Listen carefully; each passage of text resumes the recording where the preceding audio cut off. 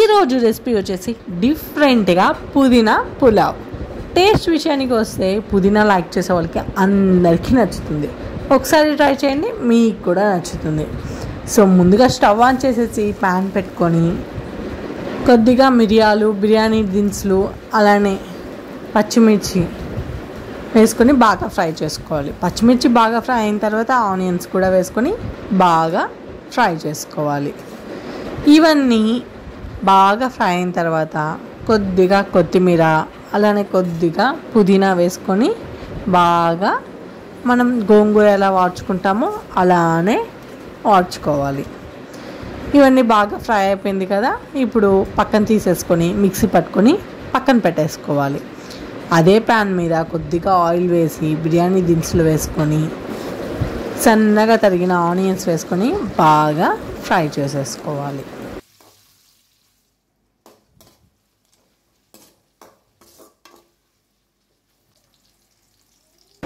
Onions బాగా fry అయిన తర్వాత కొద్దిగా ఉప్పు వేసుకొని ఇంకొంచెం ఫ్రై చేసేసుకోవాలి. ఆనియన్స్ బాగా గోల్డెన్ కలర్లో వచ్చిన తర్వాత జింజర్ గార్లిక్ పేస్ట్ వేసుకొని పచ్చి వాసన పోయేంత వరకు ఫ్రై చేసుకోవాలి. ఇప్పుడు మిక్సీ పట్టుకొని ఉన్న ఆ మిశ్రమాన్ని యాడ్ చేసేసుకొని మరి కొద్దిసేపు ఒక 2 minutes అలా ఫ్రై చేసేసుకోవాలి.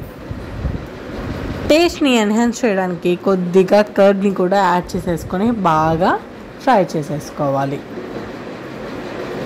ఇప్పుడు మనము 1 గ్లాస్ బియ్యానికి 2 గ్లాసులు వాటర్ చొప్పున యాడ్ చేసేసుకోవాలి.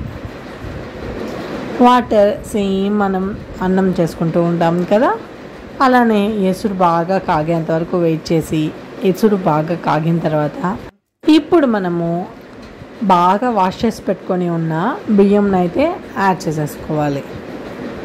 ఇక మరి కొద్దిసేపట్లో మన పుదీనా పులావ్ అనేది రెడీ అయిపోతుంది. టేస్టీగా డిఫరెంట్గా చాలా బాగుంటుంది, ఒకసారి ట్రై చేయండి.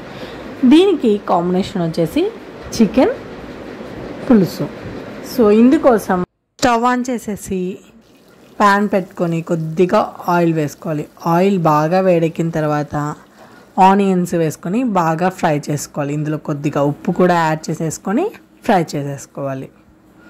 ఇక ఆనియన్స్ గోల్డెన్ కలర్లో వచ్చేంత వరకు ఫ్రై చేసుకున్నాక ఇప్పుడు మనము బాగా వాష్ చేసి పెట్టుకొని ఉన్న చికెన్ అయితే వేసేసుకోవాలి.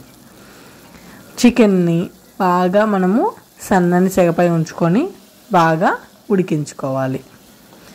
ఇలా ఉడికేటప్పుడు మధ్యలో వచ్చేసి పసుపుని కూడా యాడ్ చేసేసుకోవాలి.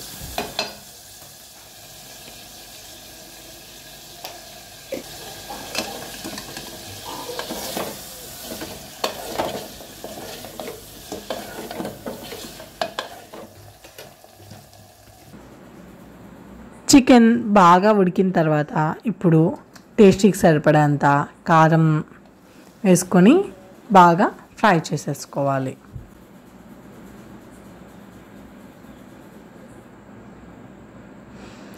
ఇందులో వచ్చేసి జింజర్ గార్లిక్ పేస్ట్ వేసుకొని పచ్చి వాసన పోయేంత వరకు ఫ్రై చేసుకోవాలి.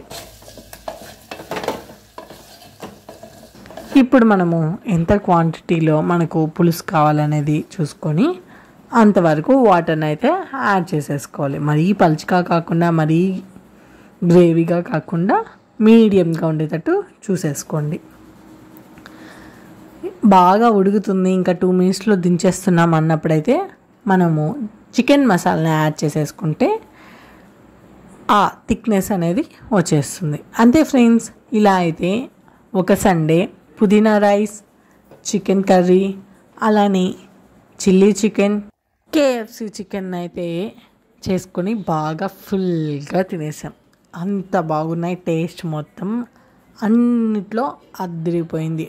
సో మీరు ఇంకా ఆ వీడియోస్ చూడకపోతే ఖచ్చితంగా డిస్క్రిప్షన్లో లింక్ ఇస్తాను, చూసేసేయండి. Thanks for watching.